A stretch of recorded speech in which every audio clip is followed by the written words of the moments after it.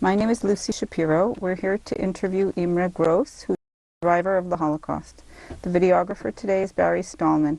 We're making this video under the auspices of the Montreal Holocaust Memorial Centre. The purpose of this interview is to add to the oral history of the Holocaust. Hello, Mr. Gross. Hello.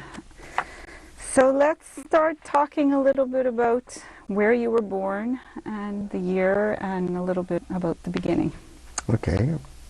I was born in Budapest in 1933, November the 4th, which makes me almost 84 years old. And I grew up in in a relatively traditional Orthodox family. We were not Hasidic Orthodox, but we kept everything up to the limits.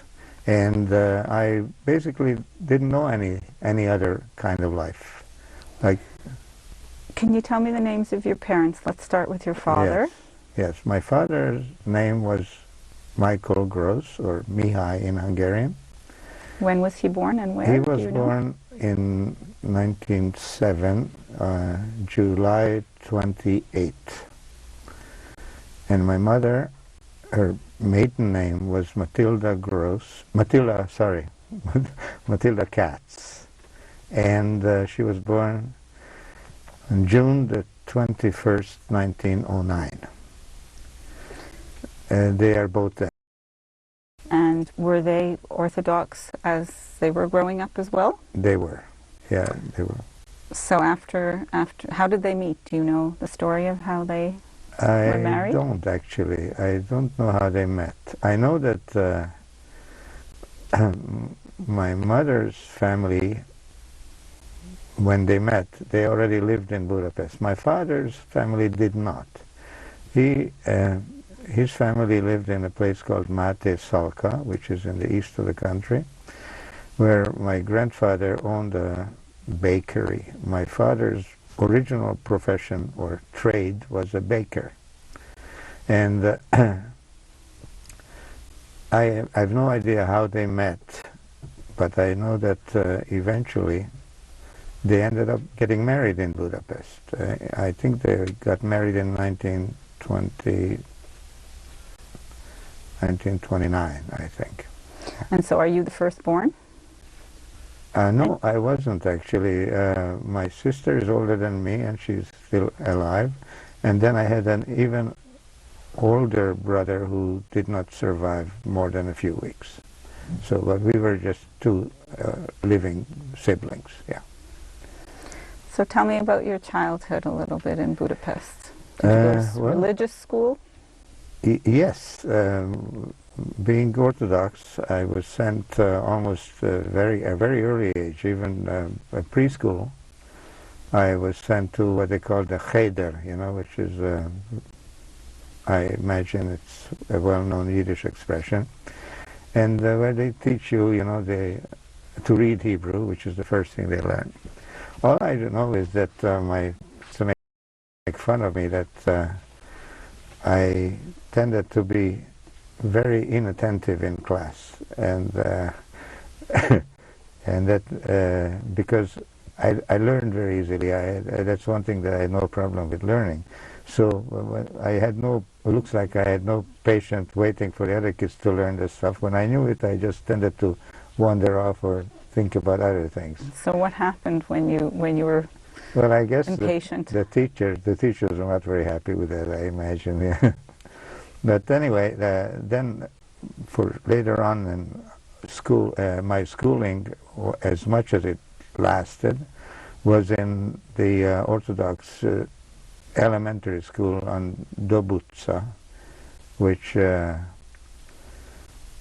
was separate for boys and girls. My sister went to the girls' side, I went to the boys' side, and I studied there until the fateful day in 1944 when the classes were stopped because the Germans invaded Hungary. And then I did not return to school until after liberation, and so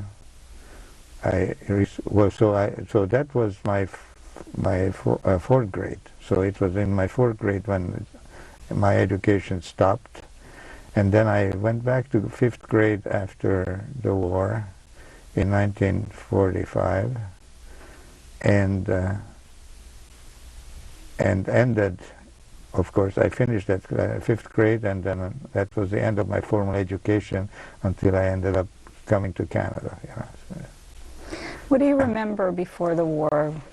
What did your mother do? What was your household like? okay, what I remember mostly is my parents had I told you about my father having been a baker, and he worked as a baker, but then eventually what happened was my grandmother, who was my mother's mother, who was a widow, a war widow from World War I. Her husband was killed in World War I, and she was given a permit as a widow to operate a stand on the street where she was selling fruit and such things. So what happened was we originally lived in a small apartment which was a part of in a building that was part of the Kazinci synagogue. That I remember. This is my earliest memory. But very shortly afterwards, my parents decided to take over and run the business of my grandmother's business, and in return for that, she allowed us to move in with her into her apartment. Now, when I'm talking about an apartment, it wasn't a big apartment. It was basically a ground floor flat consisting of a kitchen, a bathroom. We had a bathroom, which was unusual in those days, and 2 bedrooms, and that's it. That's what it was. And a pantry. There was a pantry was very important in Budapest. So so we shared all these 2 bedrooms between all of us. That's me, my sister, my parents, and my grandmother. And that's where I grew up, basically. That is where I spent my youth in Budapest. So did your mother work with your father? Did I? Yes, she did. Yeah, they both worked operating this fruit stand, and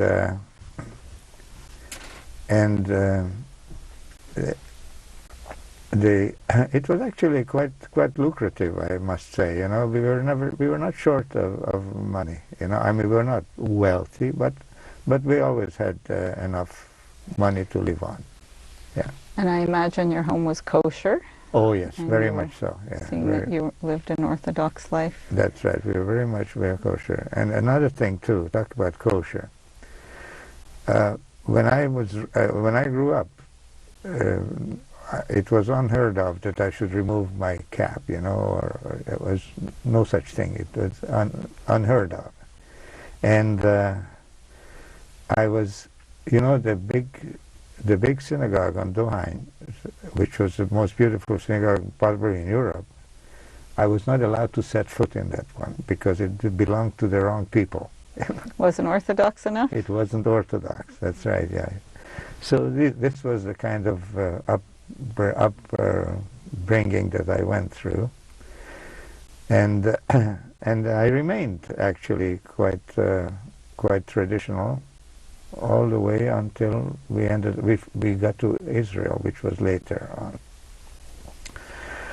Other than that, in pre-war Hungary, I remember just sketches. You know, we had a nice life actually. We had family, and we used to go on picnics with the family. I remember one boat ride on the Danube up to Esztergom, which I don't know if you've heard of. It is a... Yeah, I have actually. Yeah, and picnics in the mountains in Buda, you know, which we used to go on weekends and such things. But so we had a very, let's say, comfortable living until the war. When the war came, of course, everything changed. My father was conscripted into the forced labor units, where every Jewish man was required to, of a certain age, and of course he was the right age. What year did this all start This was for in him? 1940, I think, yeah. And he had a brother. My father had an unmarried brother, whose name was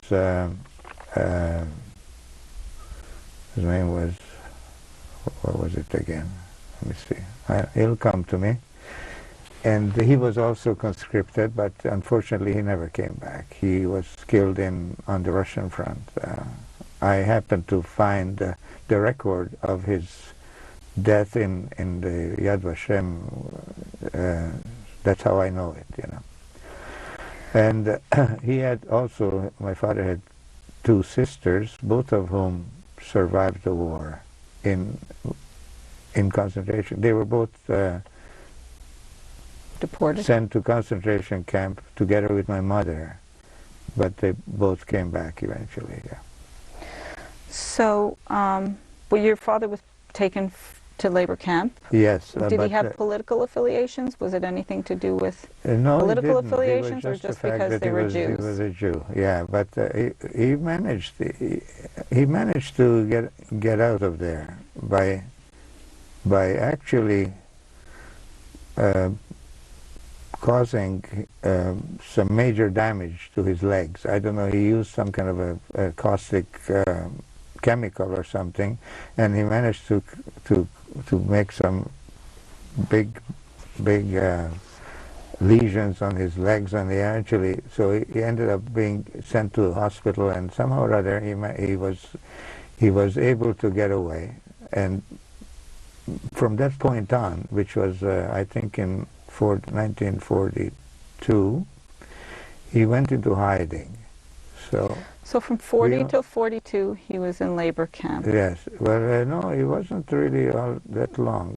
Maybe a year or so. I couldn't be sure. Yeah.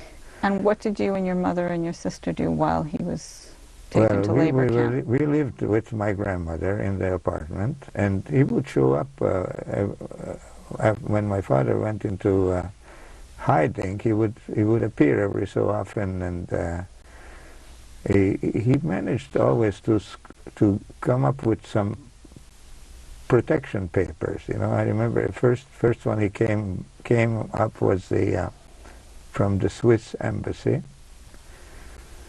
and then that one wasn't accepted for very long. And then he got one from, if I'm not mistaken, the Vatican. And then finally he found one from the Swedish embassy. I don't know, it might have been issued by Wallenberg. It's possible, yeah. So but all he of these always would show up, you know, and bring us these papers, yeah.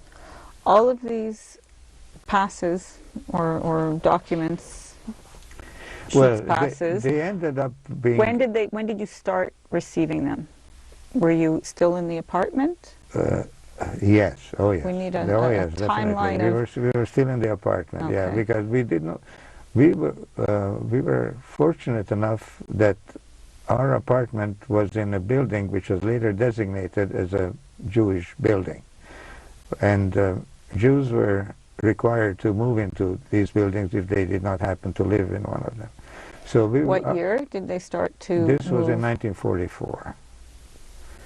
In 1944, after the Germans occupied Hungary, which was on March 19th, if I remember correctly, everything was suddenly, we were all of a sudden, everybody was required to put on yellow stars. We were not allowed to go out without them onto the street, and Jews were ordered to close their businesses, and so everything was... How did you feel with the yellow star? To me, look, I was young. I was, in 44, I was 11 years old, you know, so less, 10 years old. And it to me it didn't really seem like such a. It was an experience, a new experience, but I wasn't shocked or anything. You know, it was but what happened then was during that summer. During that summer, when the bombing started, I volunteered because there was no school. I volunteered to help out with there was a Jewish council, which controlled the affairs of the Jewish community in Budapest, and this Jewish council. So I worked for the Jewish council as a messenger, and they used to give me packages of letters that had arrived from the concentration camps, where people were taken away to concentration camps, and they were asked they were ordered by the Nazis to write letters home, telling them how well they're treated and whatever. I had no idea what was in the letter. All I knew is that I was told to deliver these letters to the people where they were addressed to, and this was my job during that summer. And who appointed you to do this? Nobody. The council? I just volunteered. Yeah. And there was I had one uncle, a great uncle, who happened to be one of the first to be deported from Budapest. I think it was on the first day when the Germans came into the city. And he was at that time working, both him and his wife, they were employees of the Chevra Kadisha, which is the Jewish funeral society. And he was taken off the streetcar, arrested, and we never saw him again. I found his record later again on the on Yad Vashem records. He was registered there by his sister and by his children who were. So anyway, he was actually one of the first ones that I know of who were deported. But my mother's family, who lived in Transylvania, in Batarch, they were all deported, and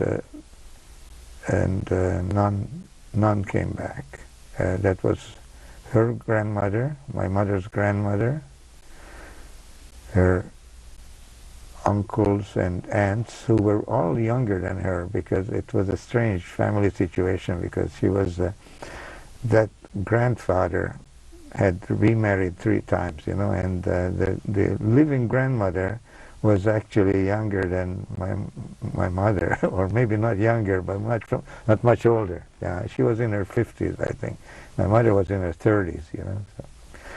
But So anyway, they were all Do you know deported. how many family members there were that were taken from Transylvania that did not come back? I think there were all the ones that I know of. Okay. My father had some family members who lived in Miskolc that I believe none of them, at least I don't know if any that came back, you know. The ones who survived were mostly the ones who lived in Budapest. And So going back to 44 March when yeah. the Germans came in, you lived in the Jewish quarter. You could stay where you were because you had That's right. an apartment in the Jewish quarter in a Jewish house. Did anyone move in with you? Oh yes, but what happened was because my grandmother was sick with diabetes, and she was hospitalized during that year, during 1944. But her two sisters, she had 2 sisters. One of them was the one whose husband was deported. And the other one, her husband, I think, ended up also in a forced labor camp. Also, never came back. Those 2 sisters moved into our building, and it was actually fortunate for us kids, because later that year, after the Nazi Aerocross party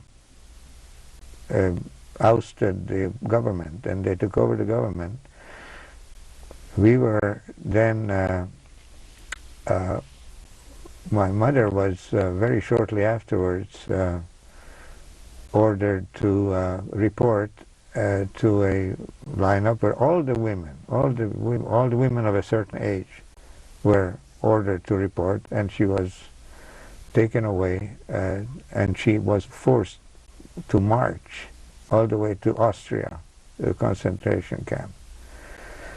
Where were you when she was taken with the women? We stayed with this aunt, this great aunt, who was my grandmother's sister, who moved into In our the apartment? Yeah, she was living in the same building, but that time when my mother was taken away, she was too old to be taken away, so she stayed, and she moved in with us, and she started to be our mother, basically. She took over the care. And she stayed with us all the way to the end. Did you have any idea where they were taking your mother? No, we didn't have any idea at all, no. No. So what did you and your sister do after? So your father was in hiding? Yes. And you had no idea where? No, I didn't know. All I knew is that he would show up every so often. What do you know what he did during the time that he was in hiding? No, I'm afraid I never talked to him about it, and he never offered it. But I really don't know what he did now. I suspect that he was in the resistance, because I remember one time I fell ill with paratyphoid fever, and I was actually hospitalized in a kind of a temporary hospital where they set up in the school on our block. And I was hospitalized, and I remember after I was allowed to come home and I was still in bed, he would come and to show me that he is still there. And I remember him showing me his pistol that he was carrying around. So I don't know what he was doing with it, He must have been in some kind of resistance to own a pistol. He must have been, Yeah. But, yeah. So you were with your aunt, and so how long did you stay in the apartment with your aunts? Well, okay, so we stayed in that apartment until the ghetto was created. The ghetto was created, I think, must have been around late October or beginning of November 1944. At that time, we were ordered, all the Jews were ordered to either move into the ghetto. Our building was not in the ghetto, we were just at the edge of the ghetto. Or, if you had any papers, protection papers, then move into one of the buildings that were protected by these embassies. So at that time, did you have some papers?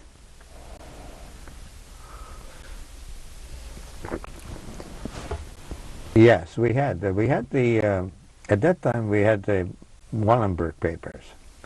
So we packed our belongings, and I remember we carried a big sack of beans because that was all we could carry, and we moved into a building in an area which later on it was Újlipótváros, it was called, and later on I believe that they even named it the International Ghetto. And there was a building there which was under the protection of the Swedish embassy, and we moved into this building. But I remember clearly that day, just as we arrived, we hadn't even been able to put down our belongings, and a patrol of Aerocross entered the building and demanded our papers. So we showed them the Swedish paper, and they looked at it and they tore it up. They said it's useless, and ordered everybody out into the street. And what did they do in the street? And then what happened was we were marched, all of us, to a park near the Danube River, and were told to line up there and just wait. So I don't know how long we stood there. It must have been hours. Who were you with? I was with my sister and my aunt, my great aunt, and and then we heard our name called, and it turned out that my father somehow, I don't know how, he managed to discover what happened to us, and he managed to get another paper from the Spanish embassy, which later on I found out was issued by a person who illegally, but they were still accepted. These papers were accepted. So they took us out of the lineup, and we were allowed to go to this other building on Phoenix Street. Who is they? Who took you out of the lineup? Who they? Who called your name and took you out? Do you know who they were? I don't remember. All I know is that we were. My father wasn't there. I don't know how. I don't remember how we ended up going to this building, but I remember the building very clearly, and that's where we spent the rest of the year and until liberation by the Russians in January 1945. Most of the time we spent there was spent in the basement because the city was under siege and we were bombing all the time. But my father would still show up every so often. He would bring. I remember he would bring us bags of freshly baked rolls. I don't know where he found them because food was very scarce in Budapest in those days. Did you still have? You had your beans, or by then they were. The beans lasted actually. Yeah. He also managed. I have a cousin who was left there because both of his parents were taken away. His father was in forced labor, and his mother was also marched off to the camps when my mother was marched off. So he ended up somehow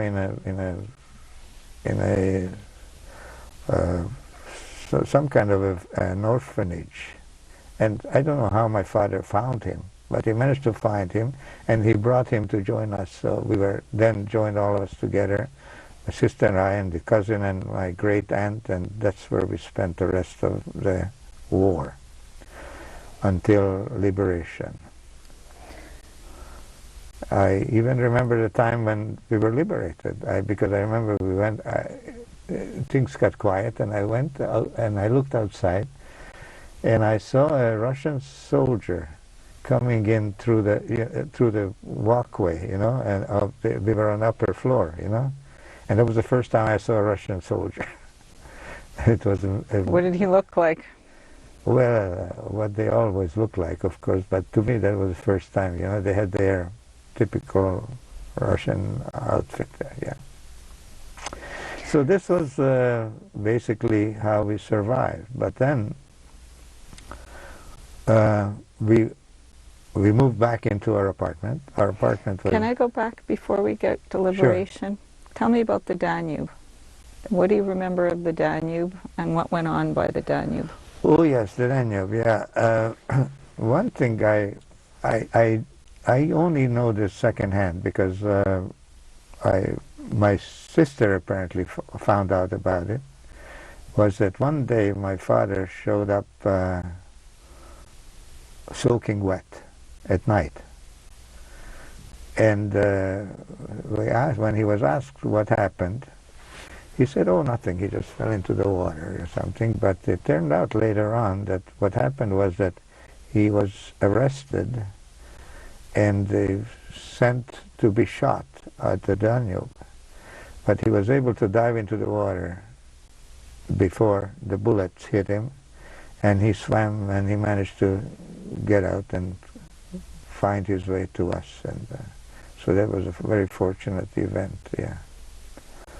But Did you hear about lots of people being... We were also lined up near the Danube, and I imagine if we hadn't been saved, we probably would have ended up in the Danube also, more than likely. Most likely. Because most people were being killed there now. There was a routine at that time, yeah. Did you hear the sound? Did you hear shots? Well, shots were being heard all the time, so for us it was nothing new, but Yeah, I suppose, not at the time when we were lined up, I didn't hear any shots. I don't think so, because there was usually at night, you know. Yeah, but it was. I remember it was a very dark day, very gloomy day in late November. You know. Yeah, yeah. So what happened when your father came back all wet? Did he leave you or he stayed with you?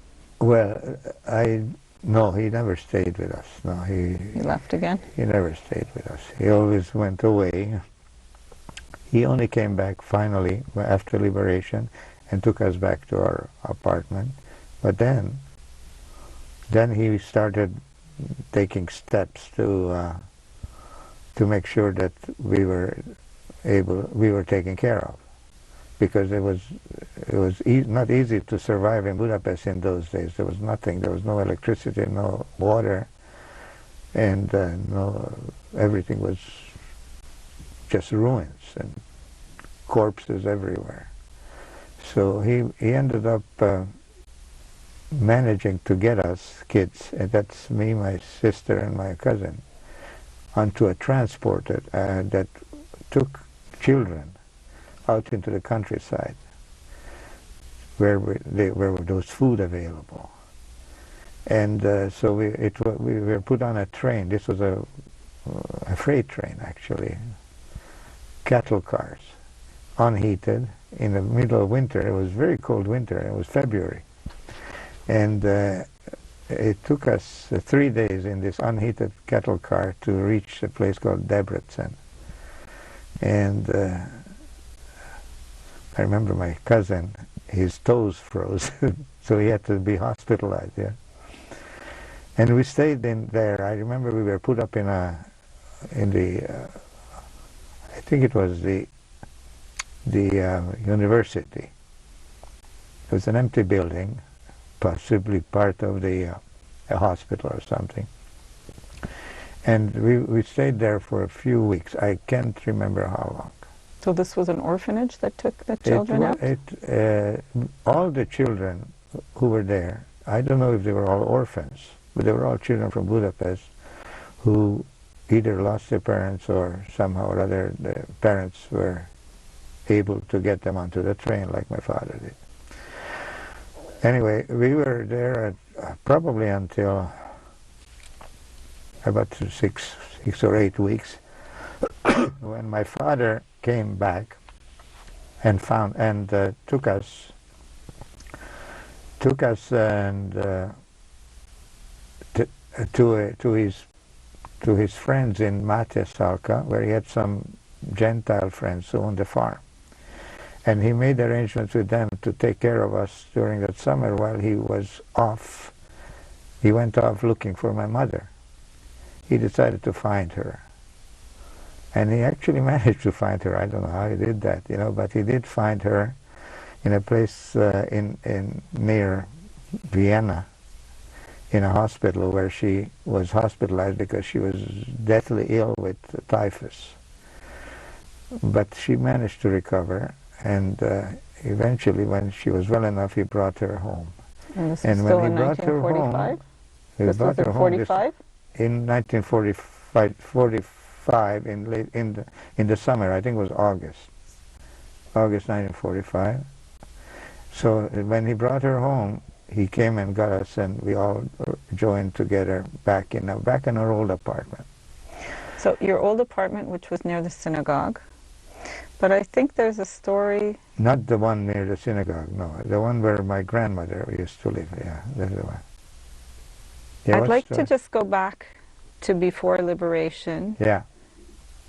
Something happened in the synagogue where you were taken for a few days. Oh, yes, yes. Well, could you tell me about that story? Yeah, well, that was shortly after, I think very shortly after the Arrow Cross Party took power, which was on October 16th, I think, 1944.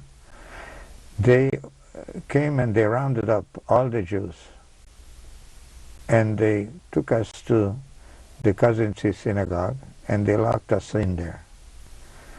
Did you know why? Without food, without anything. We had no idea what was going to happen. All I know is that we were not allowed to go out, And they kept us there for at least 3 days. I think it was 3 days. I'm not sure exactly. Until, I don't know on whose intervention. I suspect it might have been the Germans, actually. Because the Germans, by that time, weren't too happy with the Arrow Cross, you know, because they wanted to save their own skin, and the Arrow Cross were just intent on killing Jews.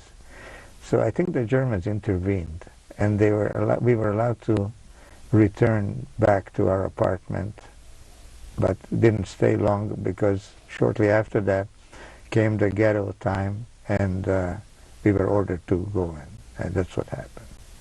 So this was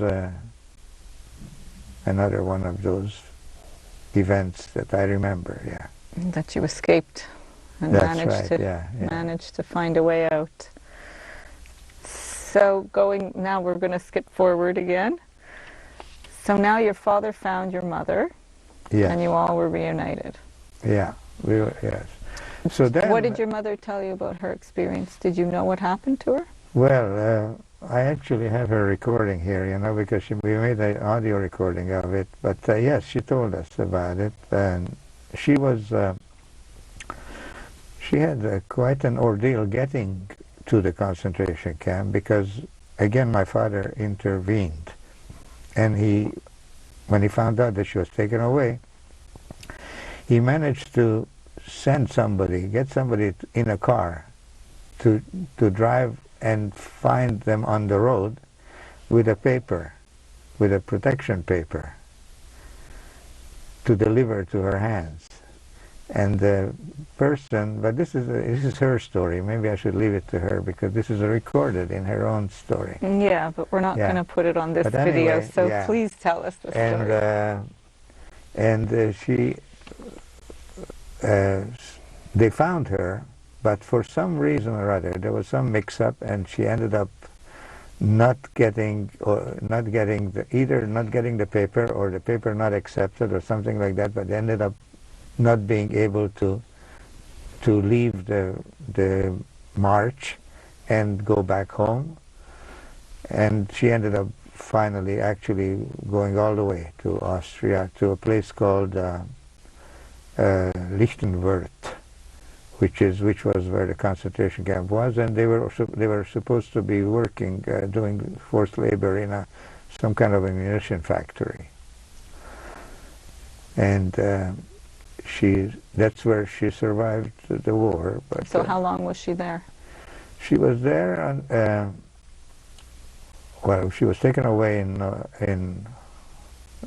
I think it's October or November, and I think that my father eventually found her in May 1945, I think. Was she only at that one camp? Yes. Yes, she was only at that one camp, and she was actually able to stay healthy most of the time, and she fell sick only at the very end, you know, at the very end. So she recovered, she made a full recovery? She did.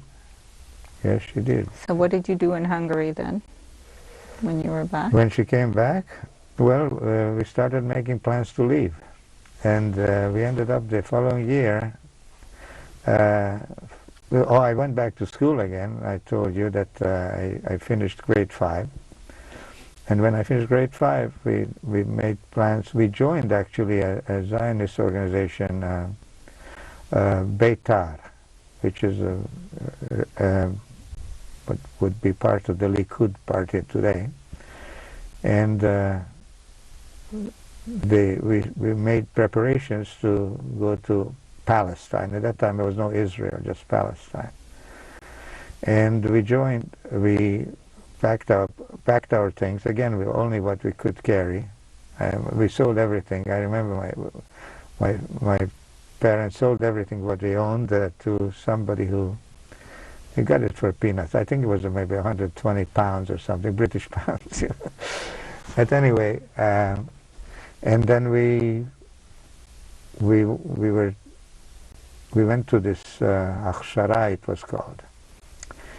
And shortly afterwards, incidentally, an interesting aside, my wife's family were in the same group.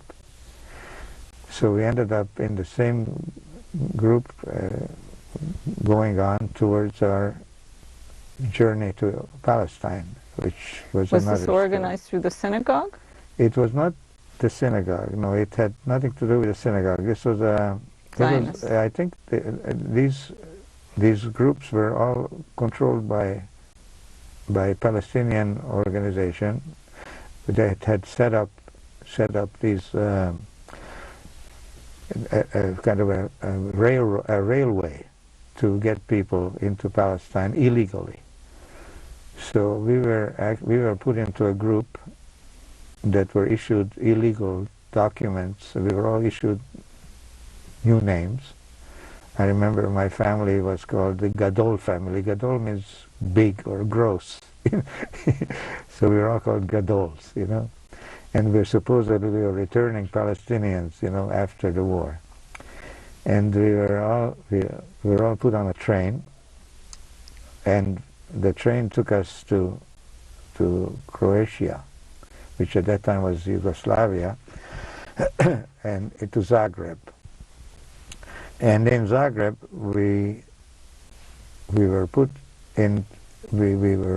housed in an unfinished building, an unfinished concrete building, which was supposed to be later part of I think a university, but it was just a skeleton. You know, there was no windows, no doors, no stairs, or everything had to be jury rigged. You know, and we were sleeping on straw and blankets, and we stayed there until November 1946, waiting for our ship to take us to Palestine. And what did you do there while you were there? During that time, we were being trained by our group. You know, taught how to be Israelis. You know, taught some Hebrew, some songs, and we learned how to march and how to sing, and we were basically being converted to Israelis from diaspora Jews. And then the big day came when the ship arrived, and we were put on a train again, and the train took us to the Adriatic Sea, which was the first time I ever saw a sea anywhere, because Hungary doesn't have a seashore.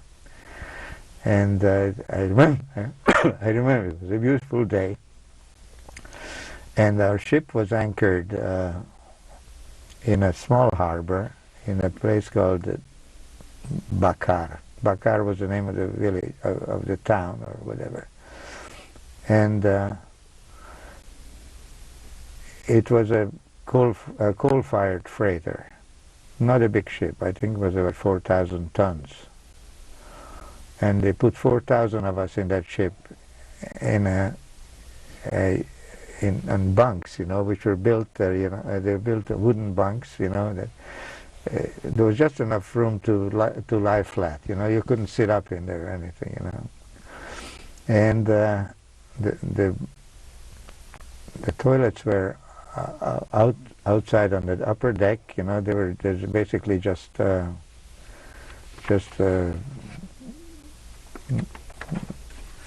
crouching places. You know, and we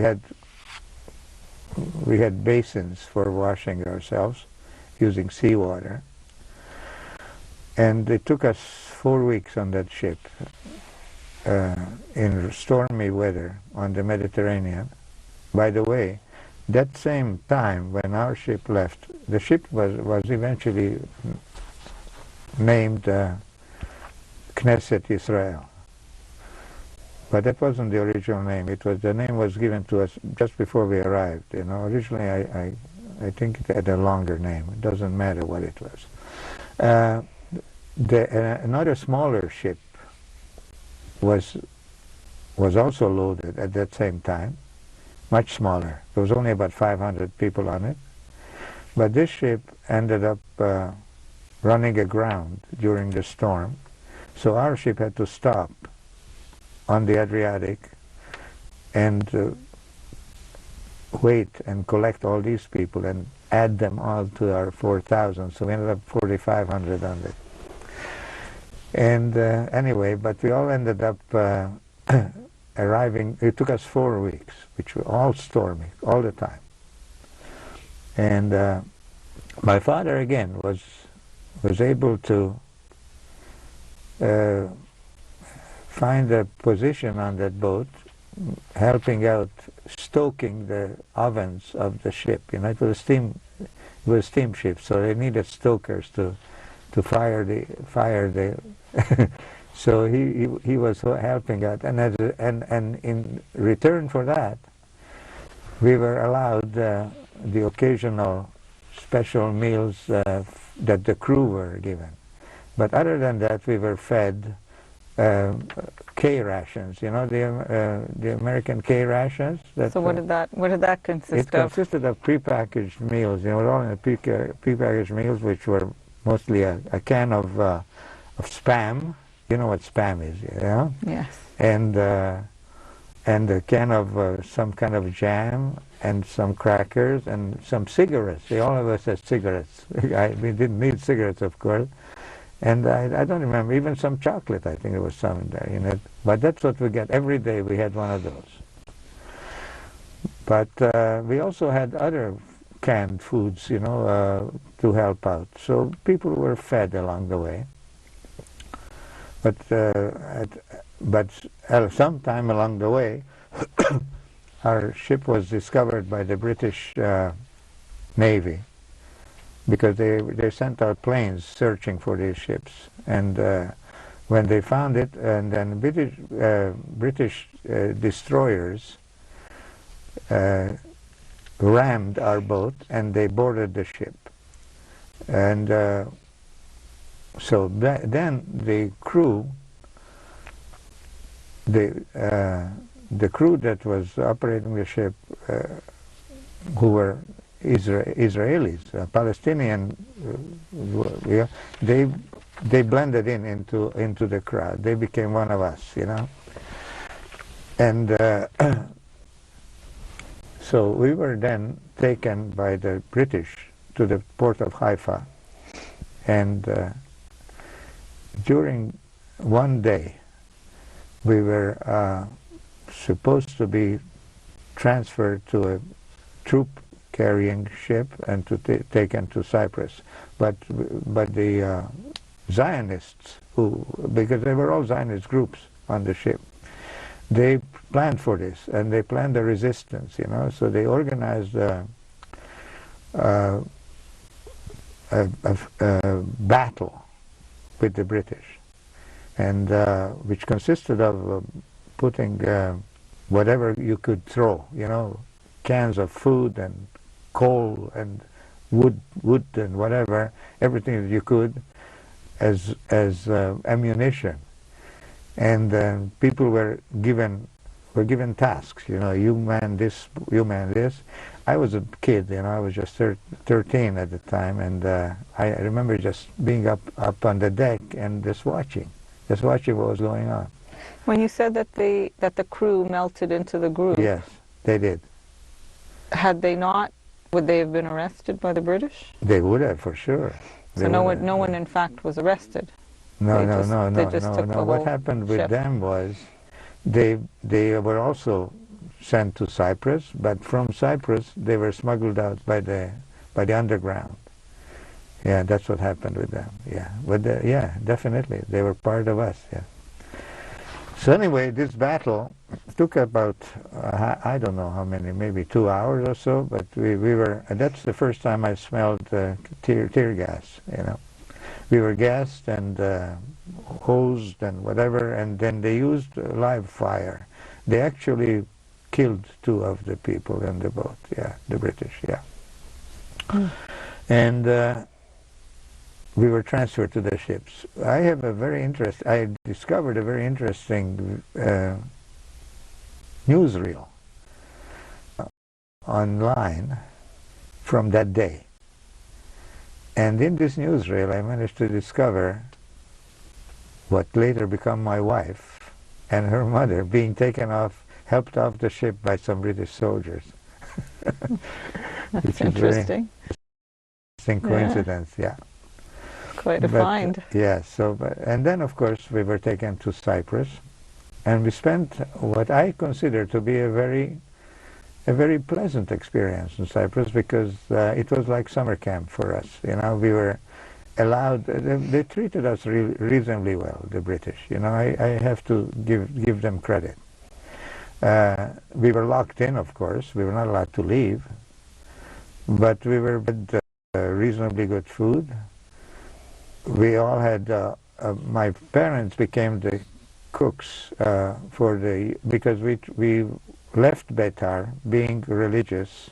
Betar was not a religious organization, and we joined the group by Bnei Akiva, which was a religious group. And my parents became the cooks for that group, and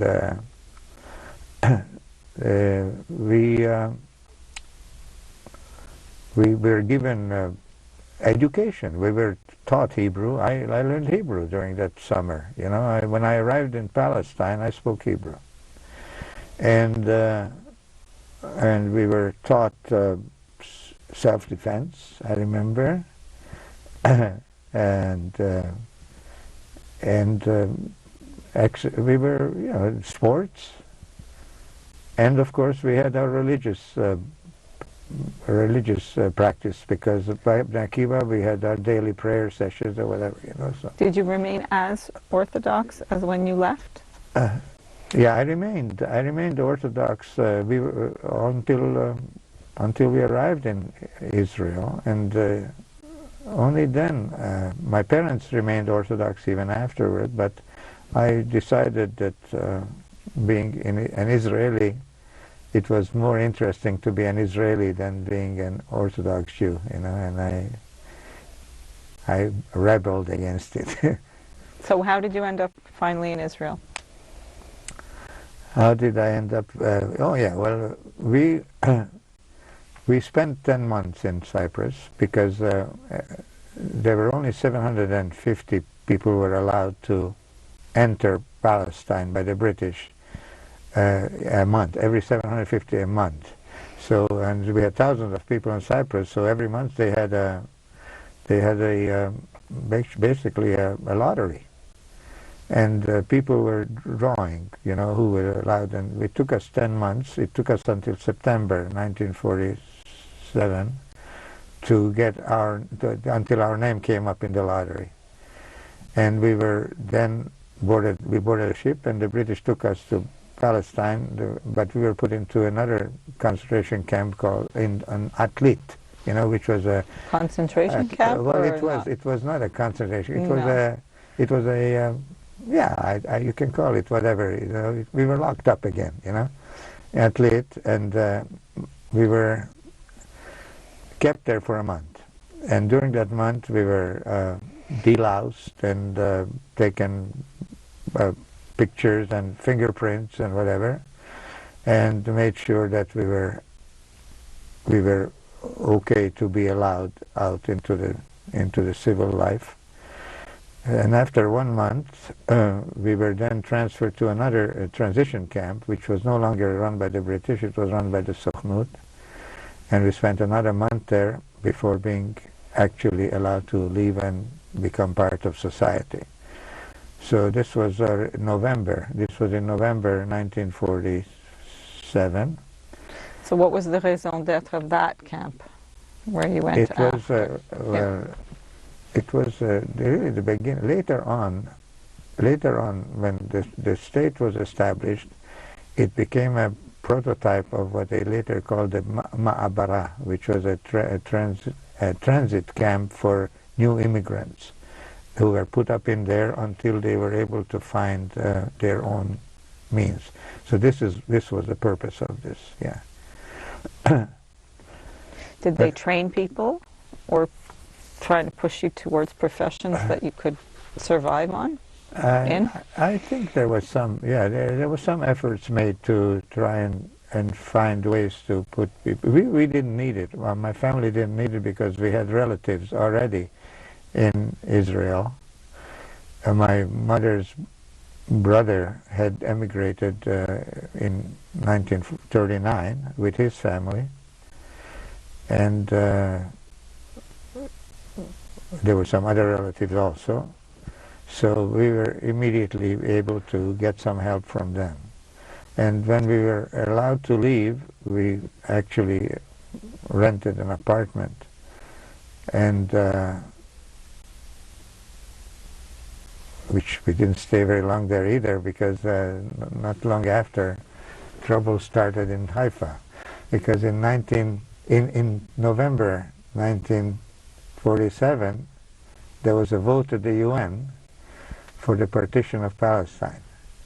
And when the vote came out in favor of the partition, a riot started, and Haifa being a mixed city, the Arab population immediately started rioting. As it happened, my sister and I, we both, by that time, we both had jobs because we needed to make a living. And we ended up getting a job in a laundry on Mount Carmel.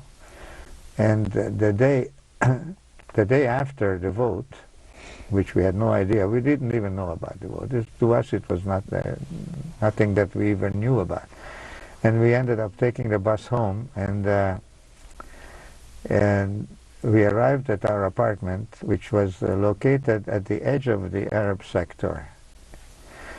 And we found that there was no one home. So we decided to go to our uncle's apartment, which was not far from there, and hoping that our parents would be there. And instead of taking the bus, we decided to walk. And while walking, we were attacked by a gang of Arab youth. You know, I don't know how many there were, but there were quite a few. And they started pummeling us and beating us, and luckily a bus passed by, and when they saw what was happening, the bus stopped.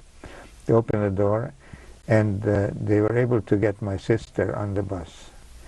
And you? Not me. Not you? I was surrounded by these people, and they kept beating me. But how'd you get free? unfortunately, an elderly Arab gentleman, I don't know who he was, I never found out, took pity on me, and he started yelling at these youngsters, you know, to stop doing it, and he told me, go, run, and get away. And I started running, and I managed to get away. Good. That was my initiation into life in Israel. So did you go to school in Israel after this? I'm sorry? At some point, did you go back to school in Israel? Actually, I did. What happened was, by that time, I didn't mention this, but my mother, who became pregnant while they were in Cyprus, was already quite visibly pregnant by that time, and because of the riots, there was not much room left, because we all moved in with my uncle. So they managed to get me into a boarding school, a religious boarding school in a town called Ra'anana, which is not far from Tel Aviv. And I was sent there together with a bunch of other orphans, you know, because this was for orphans. I wasn't an orphan, but they managed to finagle it somehow. And I actually started learning again, you know, and this was probably my only schooling in Israel. What did your father do there? My father decided to try and become a baker again, because that was his profession, and he made attempts to, but he was needed to become a member of the union, you know. And he had trouble getting into the union because he couldn't speak neither Hebrew nor Yiddish. So they wouldn't accept him, and it took him months until they finally accepted him. So that was the reason why we had to work. And my mother, of course, she was pregnant. So anyway, so I spent a few months in this school until Passover that year, which was before the declaration of the state. And but I went back home every so often, you know, because for visits, and it's become harder and harder because the way between Haifa and Tel Aviv was dotted with Arab villages on the hills, and they were shooting at any traffic that was going by. So eventually, I remember having to travel on buses which were fitted with steel plates, you know, to protect us from the bullets. And on the bus, there was always a rider who was the unofficial guard, but his weapon was in a briefcase. He had a dismantled Sten gun, you know. He kept it in a briefcase because in case the British ever stopped him, you know, they would arrest him, you know. So that was our protection. So I traveled a few times, and eventually the last time I went back to Haifa, it was for Passover, and that was my brother was born then, and Haifa was liberated during that same period. So it took me quite a while to return back to school. Sorry? What was your brother's name? Moses. Mo. He's called Mo. He lives here in Toronto, by the way. And he is named, by the way, after the great uncle who was deported. I don't think you mentioned your sister's name. His name was Moses Pearl. And what was your sister's name? My sister? Your sister. My sister's name is Sarah, or in Hungarian, Ibi. And she was married a couple of times. She has her own video taken here. Yeah, so back to the events in Israel. So my schooling ended because when I went back after Passover, they wouldn't take me back anymore. They told me that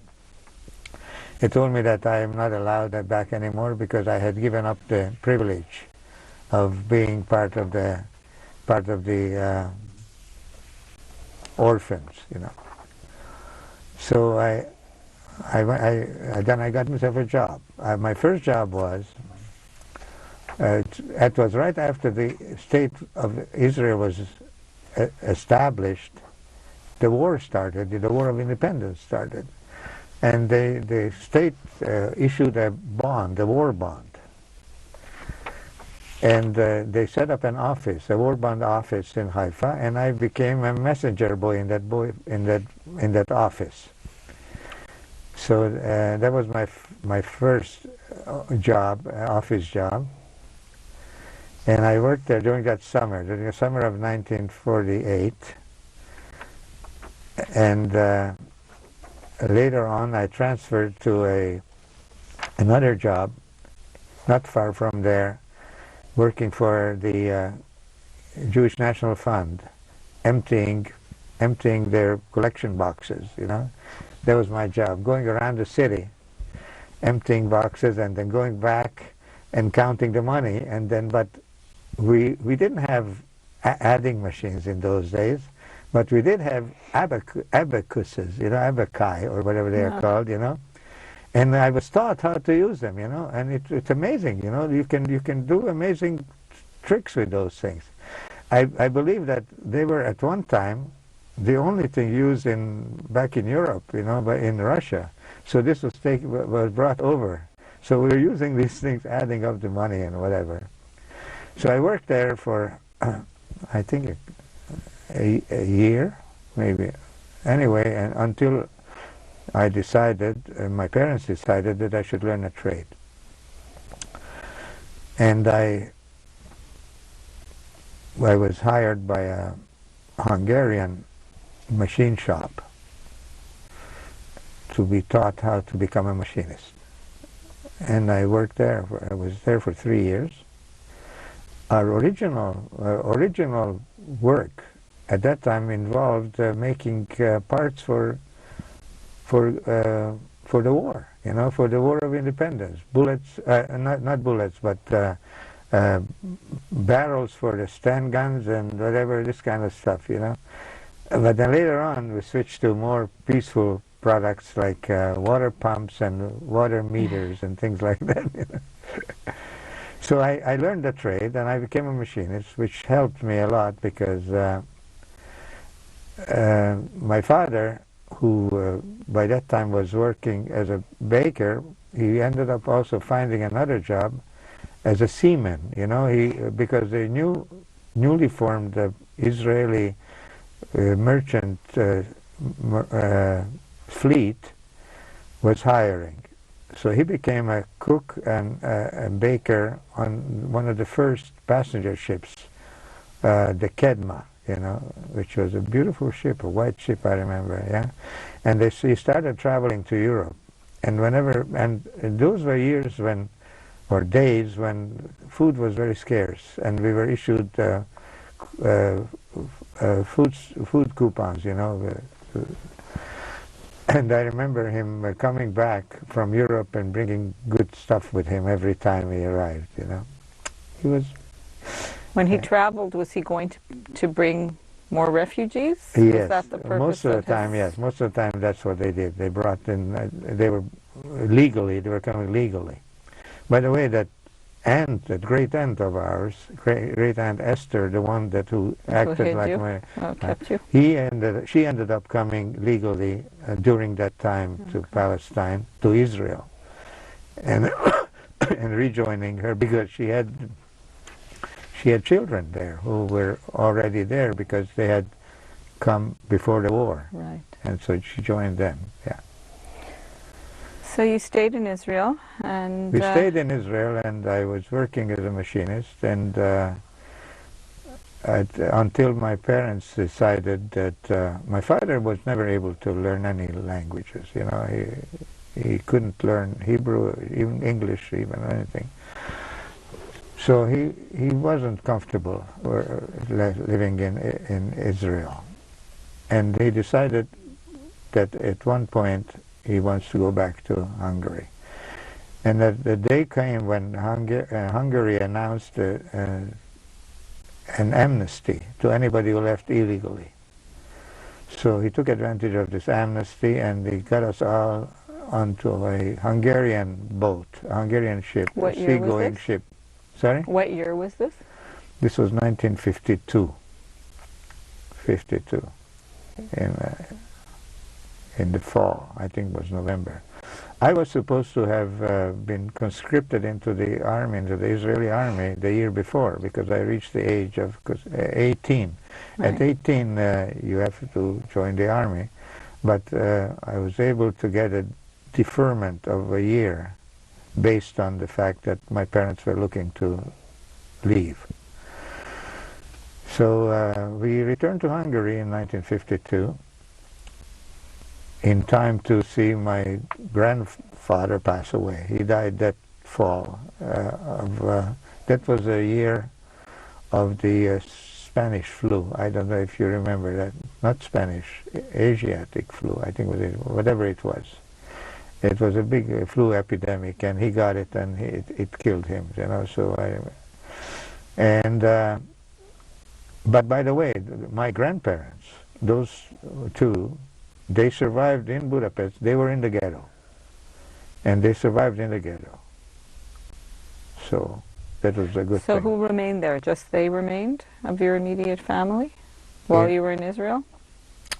Not really. No, my cousin and his parents who returned, both of his parents returned eventually. They remained in Hungary. And my aunts, there were two aunts who had returned also. When you say returned, they returned from concentration camps and deportation? Yes. Well, they were also in this Austrian whatever. Where your mother was, or elsewhere? I think they were in different camps, I think, you know. One of them actually, no, one of them was. The other one actually managed to survive she had, both of those aunts had husbands who had been taken away to forced labor and didn't return. So both of them remarried eventually. But the one of them who remarried, she ended up actually marrying a Gentile gentleman who saved her by covering her for her identity during those years, you know. And then after the war, she married him, and they had a child together afterwards, you know. Unfortunately, she was killed in a car accident, yeah. So what did you do when you went back to Hungary? Oh yeah, what? Well, I went to work, of course, as a machinist. We were. It was very difficult to find apartments in Budapest in those days, because you had to be officially issued an apartment by the government. So we were given one, but you won't believe that one. You know, it was in a place called Óbuda, in a single-story building on close to the Danube. That building dated back to Turkish time, at least. It consisted of a kitchen and a bedroom with earthen floors, a built-in a fireplace for cooking, which was ancient, to say the least. It was like, you don't see those anymore. It was like all built from, I don't know what it was, built in stones and whatever. Mm-hmm. And there was no, water was only outside in the courtyard. Toilets were outside in the courtyard. So we were issued that apartment, and we lived there. I started working, and I remember going at the other end of the city. We lived in Óbuda. My job was in Kőbánya, which was smack across the other end of the city. It took me an hour by streetcar to get there. So I had to get up at 4 o'clock in the morning because our shift started at 6. And I worked there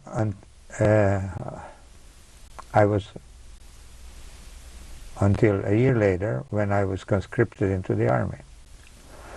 And I spent 2 years in the Hungarian army, first in the artillery, in the anti-aircraft artillery, and later on transferred to the heavy artillery and taught how to drive.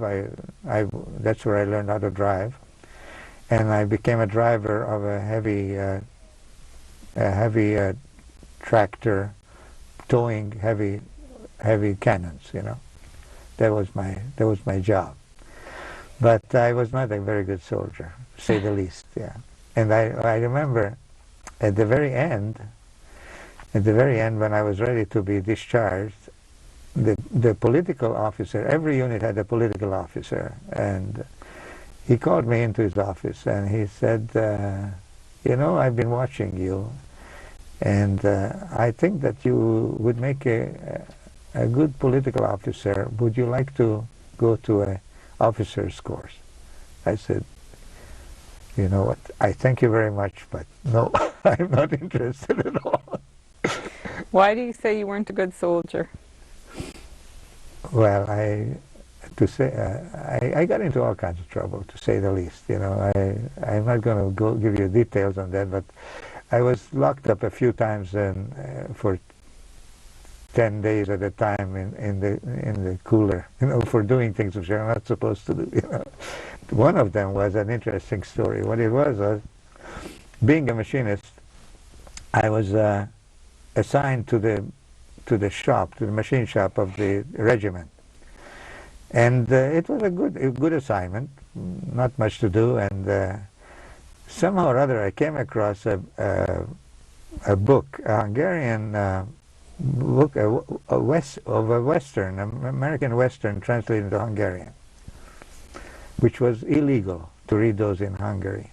So somebody, whoever it was, who had this book, he wrapped it in a wrapping, and on this wrapping he wrote Army regulations. So, and I was reading this book, minding my own business, when in marches three officers, you know, the political officer of the unit and 2 others, you know, and they come straight up to me and say, "What is that you're reading? Give it to me." So I give it to them, and of course they saw right away what it was, you know. So there was nothing I could do. I couldn't tell him that somebody else gave it to me or whatever. So they said, okay, you got 10 years, 10 days in the cooler for it. You know? But then, after I was, while I was in the cooler, I was called in. There was another officer who was part of the secret police. You know, the AVH. I don't know if you ever heard of them. No, or AVO. It's called them. You know. Yeah. And he called me into his office. And at first I thought, oh boy, this is bad news, you know, because I will probably be given, because everybody knew that I was a returnee from the West, you know, and that automatically made you suspect. Can you, for the purposes of this video, say what AVO means? Yeah, AVO means Alami. I don't remember the exact Hungarian description, but it's the KGB, the Hungarian KGB, yeah. Secret Service. That's right, yeah. And when he heard the story, of course, and so he told me, you know, so you're the one who was reading this book? And I said, yeah, I'm afraid I am the one.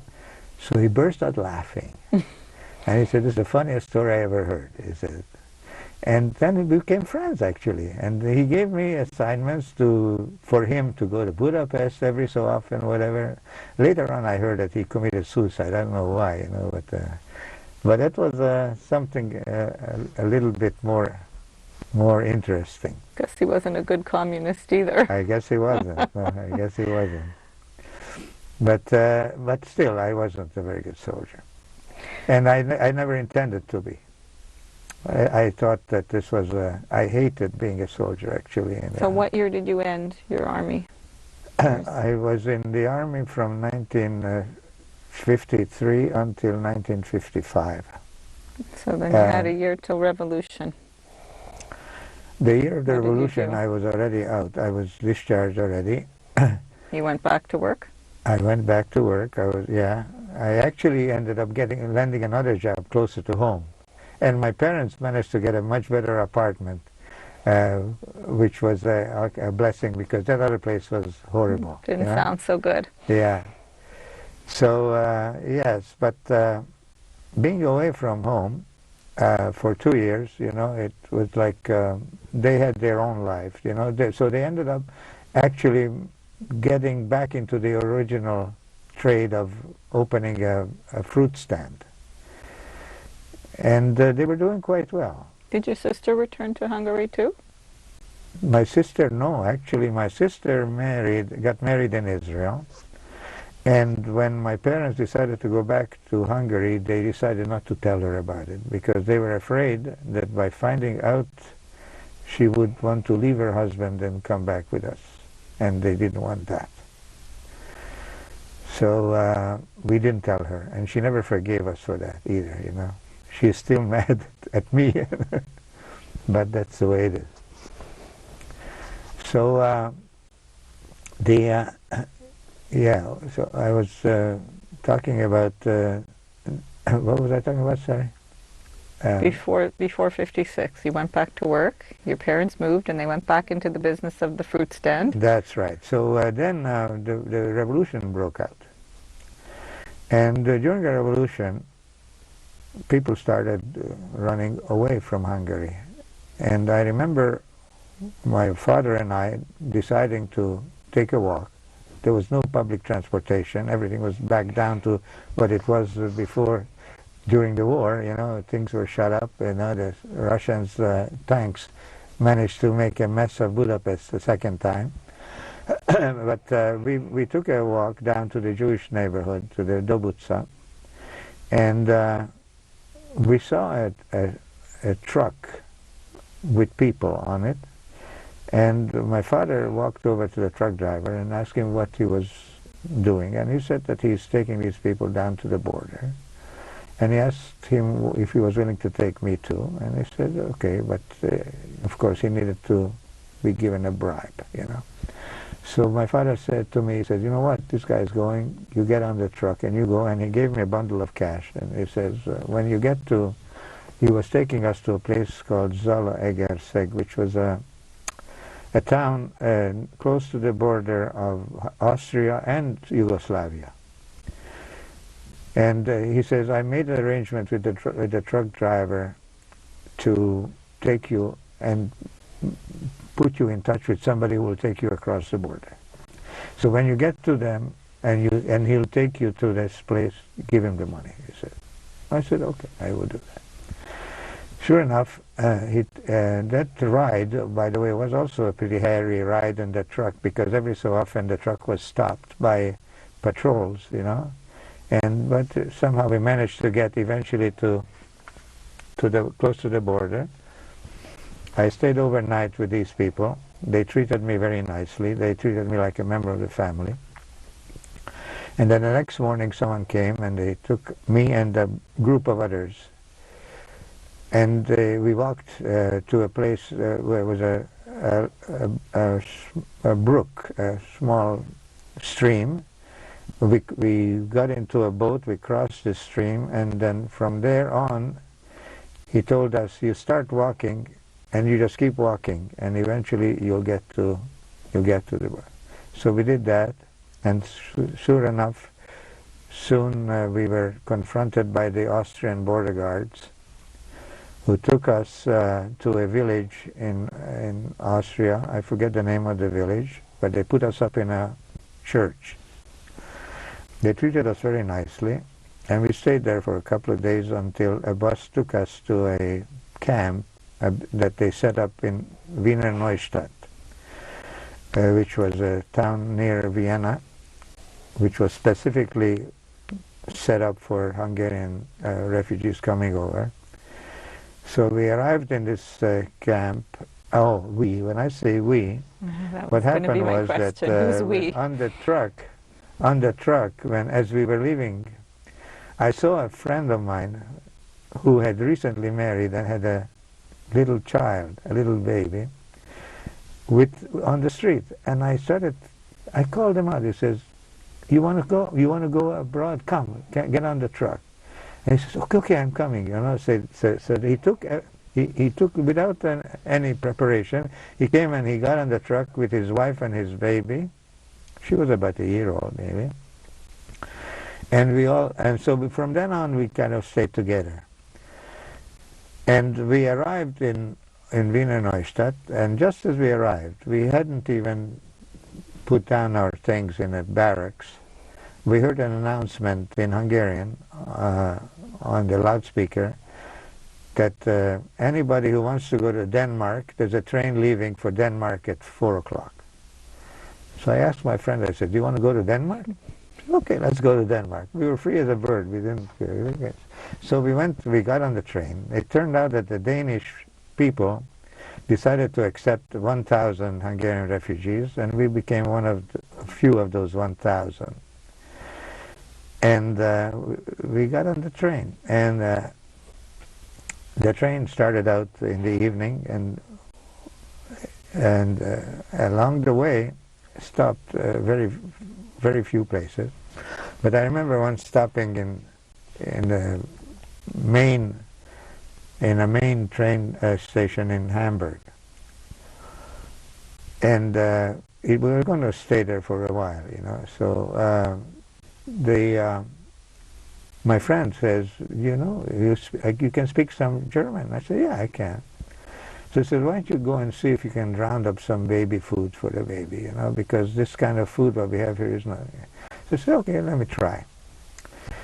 So I got off the train and I went out, and in the main terminal building there was a beautiful restaurant. So I walked up to the maitre d' in the restaurant, and in my broken German I told him that I'm from the refugee train, and if he could get me some baby food, because there's a baby there. So the German maitre d' says, warten Sie bitte, you know, please wait.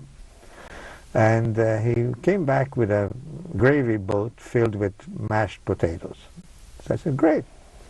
I took the gravy boat and I headed out for my train, and I was horrified to see my train pulling out. Oh no. So I started running after the train. And I managed to catch the last car. I jumped up on it, but then I heard people yelling on the platform, yelling, "Get off, get off, get off," in all kinds of languages. So I jumped off. I didn't know what was wrong. So I asked him why. So they tell me, "This is a refugee train." I said, "Yeah, I know. I was supposed to be on it." But it was too late. Anyway, the train had left. So what am I going to do? As it turned out, some official from the railroad found out about me, and they took me to the station manager's office. And the station manager said, "What? You heard the story?" He said, "You know what?" He said, "You wait here. Sit down, eat your mashed potatoes." Eat your baby food. "And I'll take care of it." And sure enough, in about an hour or so, he came back. He says, "This is what's going to happen." He says, "You're going to go on to track this and that. There is a train leaving from there to Kiel. Kiel is a port city on the Baltic. You take that train, but you get off part of the way in a town called Oranienburg. In Oranienburg, there will be someone waiting for you at the station, and he'll take you and he'll tell you what to do." And To get back to your group. That's right. Yeah. And then he said, but then on this train to Kiel, you go to first class cabin, and the first class steward will know what to do with you. Sure enough, I went to first class on the train to Kiel, and got to Oranienburg, got off the train. Somebody was yelling my name in a uniform, and it took me running. I had to run to a commuter train which was standing on the tracks waiting. It was being held back for me, this commuter train that was going to take me to Flensburg, which is a border town with Denmark. And sure enough, I got on the train, and as soon as I got on, the train took off and went full speed, like crazy, And people were looking around, why does it go so fast, And we arrived in Flensburg, and my train was there waiting for me. So I was able to catch up with them. So how long did you stay in Denmark? In Denmark, I think I stayed, let me see, November, 6 weeks, I think. And then to Canada? No, not to Canada, no. And the Danish, by the way, the Danish are very, very nice people. I was actually acting for my group. I was acting as the unofficial interpreter, because I was able to speak some English and some German, and the Danes speak both of those. So they used me as their interpreter. In fact, I have a photo. I didn't bring it, but I have a photo of me being taken by the newspapers there, acting as the interpreter. So I stayed there for 6 weeks. They put us up in a pension, in a hotel, basically, and we were treated like guests. And we were given lessons in Danish. We were supposed to become Danes. That the Danish are very, very particular about that. They don't usually accept immigrants, but any immigrant who comes is expected to become part of the community. So the first thing they wanted us to do is to learn Danish, and not only learn Danish, but we had to speak Danish with the proper pronunciation, which was impossible for us because they used the R is pronounced like the French pronounce it, R, and I could never pronounce it that way, So I would never become a very good Dane. But anyway, they were very, very nice people. And I was actually, because of my language skills, I was picked up and invited by some of the local people. Like one of them was the mayor of the town. We were in a town called Hamel. Hamel is made famous by Hans Christian Andersen as the Hamelin of the Pied Piper. So this is the town where we stayed. And it was not far from a town called Aarhus, which is the second largest city in Denmark. It's on the mainland part of Jutland. It's the mainland part of Denmark. So there was a manufacturer of mattresses who also found out somehow about me, who had a couple of teenage, or not teenage, but young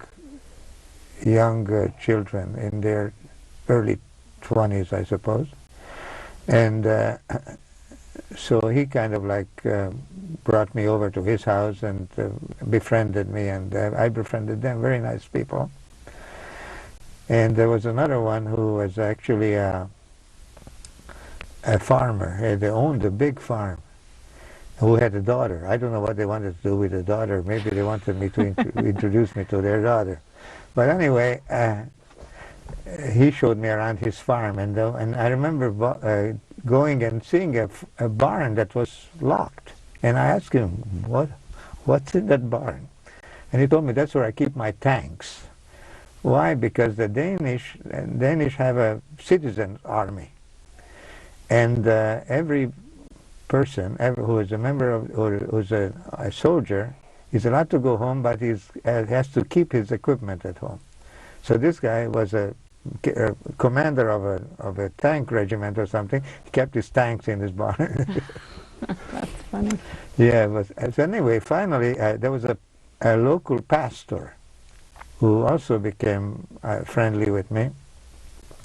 And when I found out finally that my parents had also left Hungary, and my brother, my kid brother, and they were now in Vienna arranging their transfer to Canada, I decided to go and rejoin them. So I asked the authorities, and they were very nice. They provided me with the papers, and this pastor gave me one of his suits to wear, you know. And I ended up taking the train back to Vienna, rejoining my family, and from there we came to Canada. Very nice. Yeah. And just in brief, we'll talk about a little bit about what happened and when you got to Canada and you met your wife. Oh yeah. And your family. Okay. That All you. right. So in Canada, we were originally supposed to be directed to Edmonton, but my father had a friend who had. Are we running out of time? No. My father had a friend who had come to Canada earlier from Israel, and he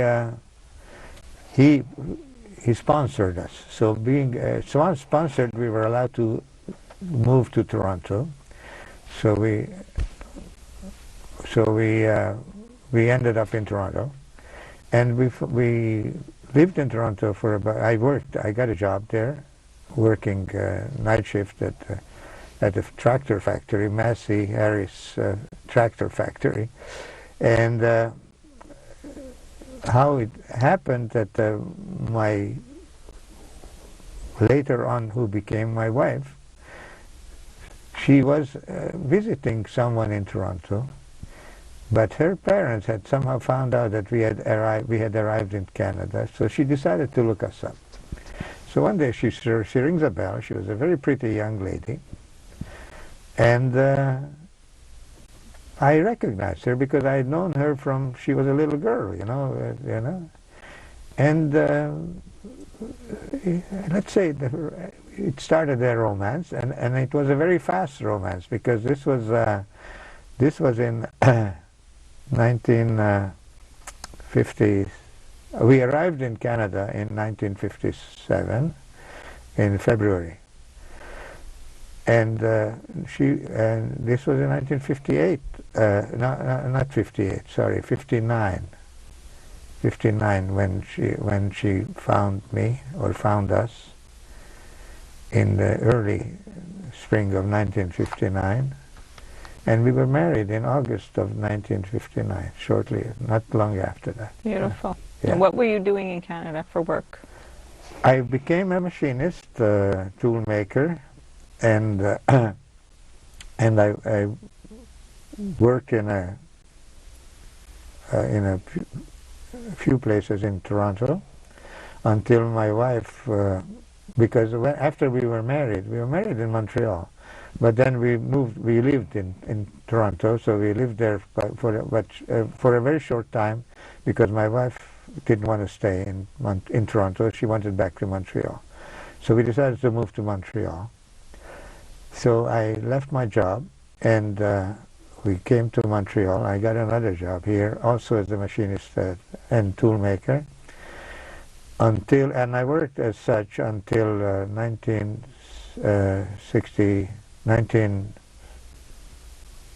hold on, 19, I was promoted along the way a few times, from machinist became a foreman and whatever, but I was still in that business. And then I decided to pick up my education again. So at first I didn't have any high school education, let alone elementary. So I took a correspondence course, a correspondence high school course, which I completed. And based on that, and based on the fact that I was already a senior, or at least a mature student, I was accepted into what then was called Sir George Williams University, into their engineering program. And I started studying engineering at night because I had to work during the day. I had to support my family. By then we had 2 children. I had a son, Gil, who was born in 1960, and a daughter, Karen, who was born in 1963. And my wife, who was a Hebrew teacher until she started having children, but then after our daughter was born, she decided to go back and teach again. So she continued teaching. And we had a babysitter looking after the children. But so my studies, I kept on studying until I was able to, no longer could continue the night studies, because the last 2 years of engineering you could only finish during the day. So I decided to just finish my studies. Instead of engineering, I ended up graduating in physics as a physics major in experimental physics, which is as close to engineering as you can get. But then I wrote extra exams that were needed to be admitted to the Order of Engineers. And I completed those, and I became officially an engineer. I think it was in 1972, I think. Good for you. Yeah. Congratulations. Yeah. So that's about it. I think that... And then you worked as an engineer after that, I worked as an engineer, but mostly also as in management, because I became first a plant manager and then vice president manufacturing, and I ended my career as a vice president manufacturing of a Fuller Tool Company.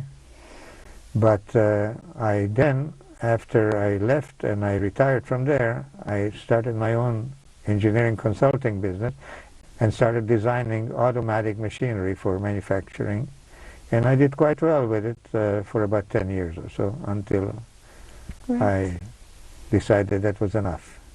Yeah. So just going back to the beginning of our story, have you been interviewed or have you ever discussed your war story and this history? Not really, not officially. Why did you decide to do this now? I didn't really decide. It was decided for me by my children, who insisted on it, that me and my wife, we both should record our experiences. Yeah. Are your grandchildren? Probably, yeah. How many grandchildren do you have now? We have 8. 5 by my son and 3 by my daughter.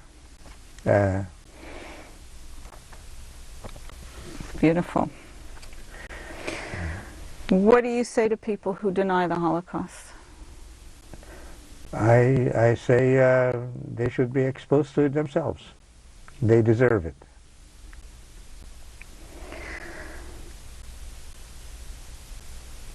When you talk about the Holocaust, no,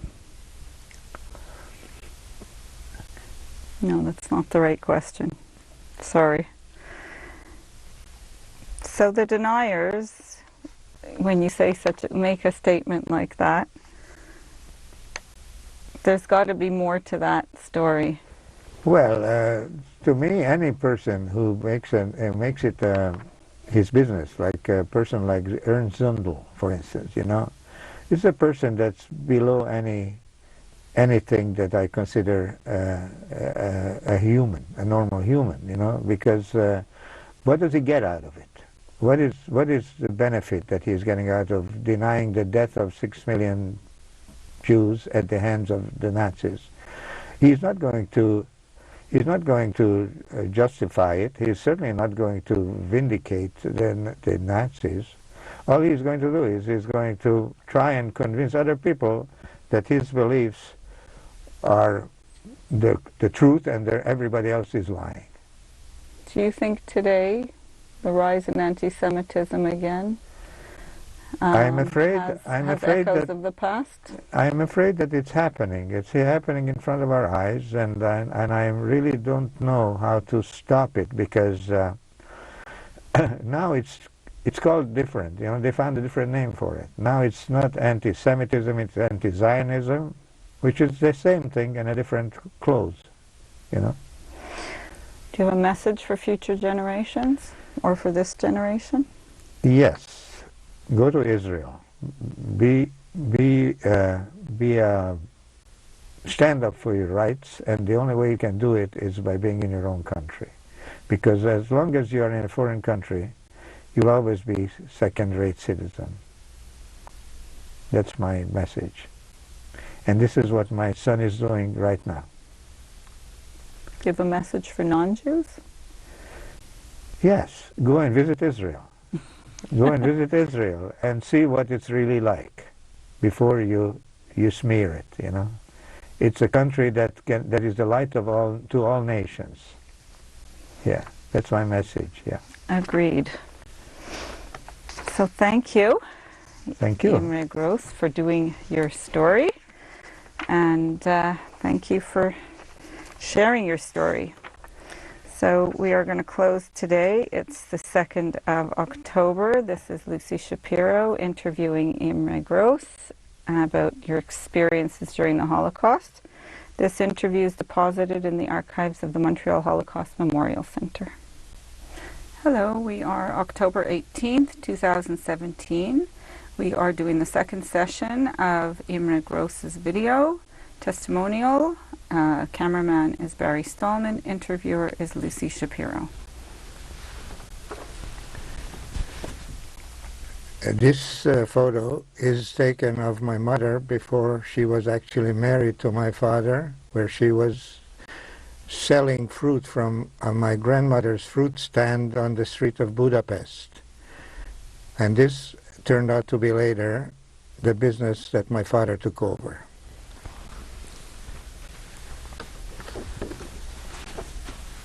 This photo is of my paternal grandparents, Joseph Gross and his wife, let me just remember.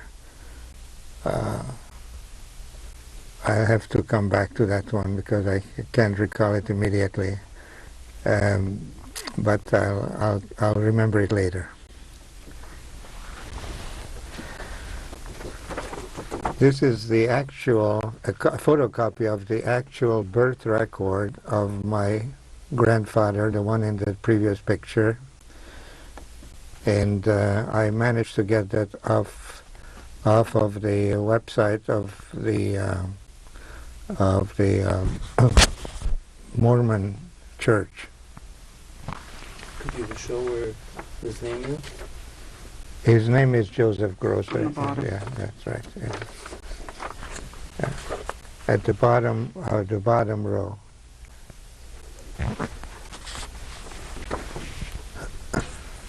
This is the wedding picture of my parents. It was taken in Michael Gross and Matilda Gross, taken in 1929 when they were married.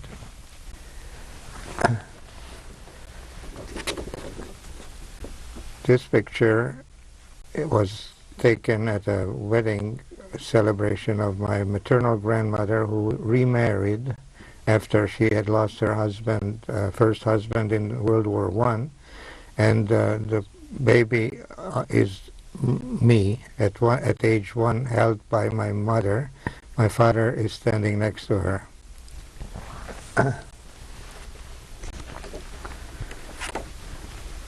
This picture was taken during that boat trip that I talked about previously, which we took in 1939 up the Danube to the Esztergom, and I'm standing there with my sister, my parents, a cousin, and an aunt and uncle.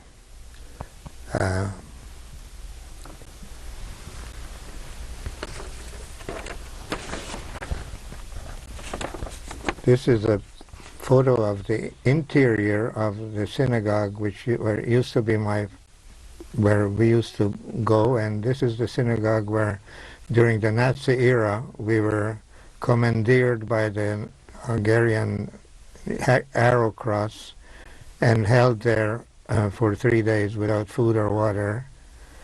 So this is just to show you what it looked like. What was the name of the synagogue? The synagogue was the Kazinci Street Orthodox Synagogue.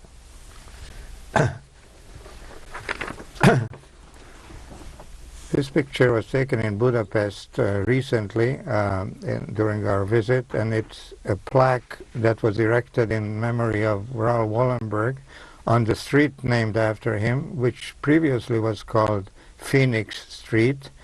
And this is the street where my sister and I and the aunt, we survived the war during the siege of Budapest in the protection of the Spanish embassy.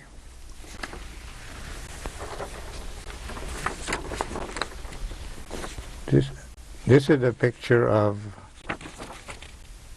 Giorgio Perlasca, who was the person who issued our protection papers during that time. He was left behind by the ambassador, and he arbitrarily took care of issuing papers to Jews, and he was later recognized as a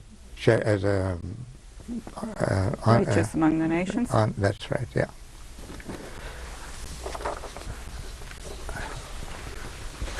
This picture was taken of my parents, myself, and my sister in Cyprus in 1947, before we ended up in Israel. That's where the British took us and incarcerated us for 10 months after our arrival in Palestine on an illegal ship.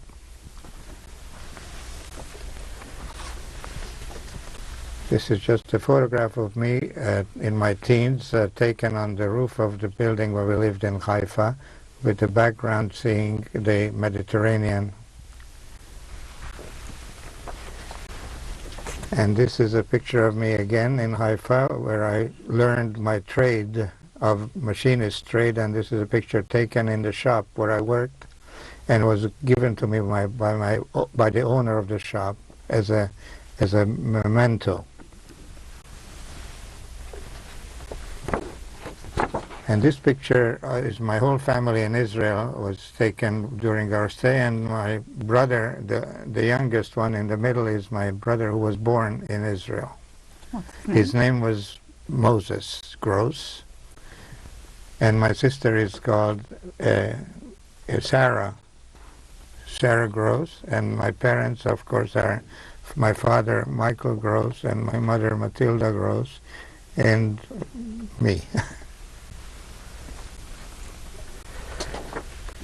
This is a photo of me after return to Hungary. I was in the Hungarian army, and this picture was taken in Budapest. It's a very popular tourist spot called the Fisherman's Bastion. And this is just a photocopy of my Army ID, Hungarian Army. Hungarian. This picture was taken by a Danish newspaper after my arrival in Denmark with a group of Hungarian refugees, where I acted as an official interpreter, and I am shown on the right side of the picture.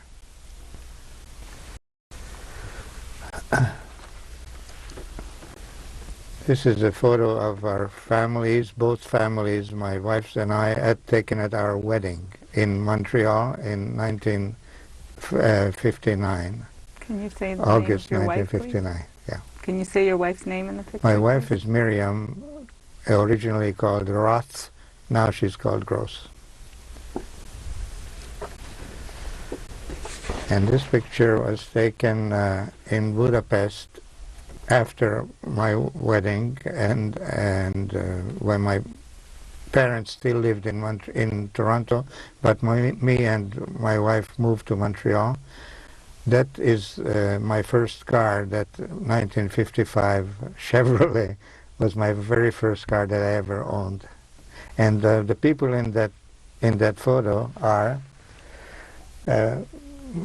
Besides my parents and my brother, who stands in front of them, it's my sister and my sister Sarah, and her first husband, Joseph Shoham, who she married in Israel, and then their daughter, Dorit Shoham, is the young girl in the middle. Yeah.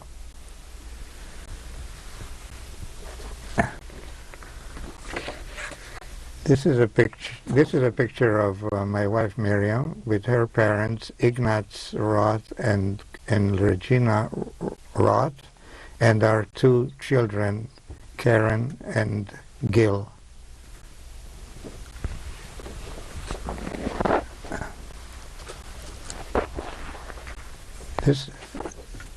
This photo was taken at the wedding at my most recent wedding of our granddaughter, Tamar, who just married her husband Baruch Wise in Toronto in August this year, in 2017, and the people in there are my son Gil and his wife Deborah.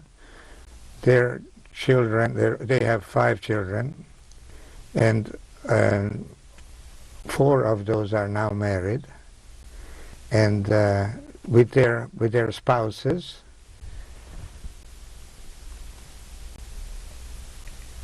And that's it. That's it. They're all of them with their spouses. And the 5th one is the boy who is not married yet, is Ben, who is a soldier in the Israeli army. Can you just say the names of your grandchildren in there? You want me to name all of them? Okay. If you can. I certainly can. Yeah. Okay. Starting from the right is our oldest grandson Joshua, and his wife Bracha. Then the next one is Ben, the soldier, Ben Gross. This is my son Gil, Dr. Gil Gross, and these are the young couple, Tamar and her husband Baruch Wise.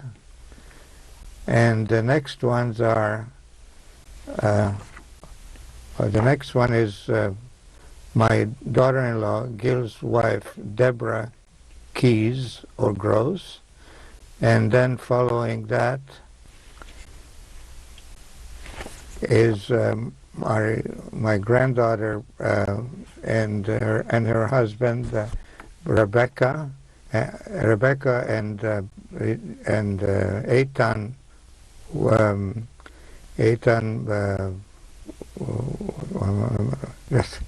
I'm getting confused now. Marcus, that's right. And the last ones are my grandson Daniel Gross, and his wife Chloe. Chloe, her maiden name is. Well, help me out. Chloe's maiden name. I What? can't remember it now either. I'll It's call okay. Erica. We'll Okay. we'll move to the next photo. Okay. This picture, this picture is our daughter Karen with her whole family, also taken at a family wedding. The people there are, and from the right is Karen's husband Jamie Sable, and On the right it's Gabriel, on your right it's Gabriel. oh no, on the picture's right. I'm talking about the picture's right. Okay? And Gabriel on the then right the is next one to it is Elijah, their middle child, You're going backward, followed I think. followed by Which one is their daughter Eve. In the middle is the bride. That's right to left. I'm saying right to left, not left to right. It's right to left I'm calling it. Yeah. I don't know which is right and which is left. And then the middle one is the young bride at whose wedding it was taken. This is Tamar, who just got married now in August, followed by Karen, our daughter, and her oldest son, Gabriel.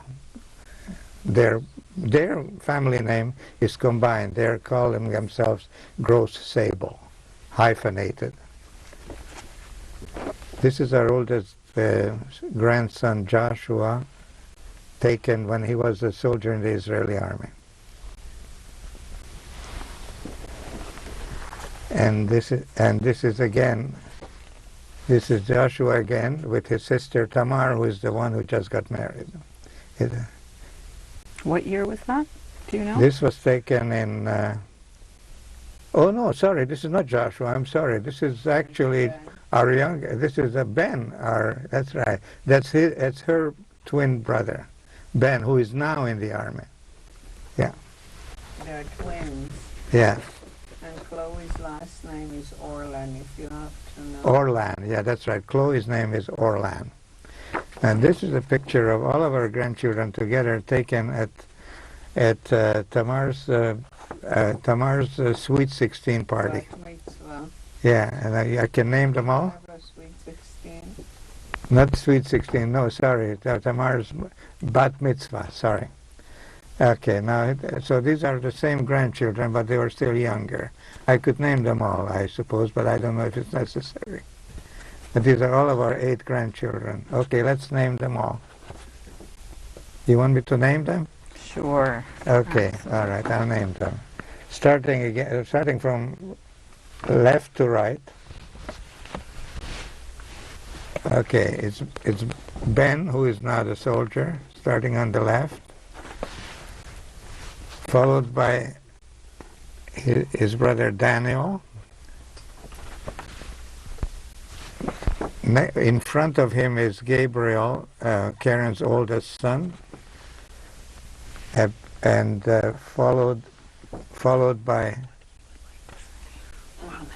Rebecca. In front of Rebecca is Eve, Karen's youngest child. Next to Eve is Tamar, who just recently got married. Next to Tamar is Joshua, the oldest grandson. And next to Joshua is Elijah, who is Karen's middle son. Beautiful. Thank you. So thank you very much, Mr. Gross, for making this video. I'd like to know if you have a dedication, who you would like to dedicate this video to, if anyone. I'd like to dedicate it to all my children and grandchildren. And I hope that that will be something that they'll be able to use eventually in later life when they need to refresh their memories.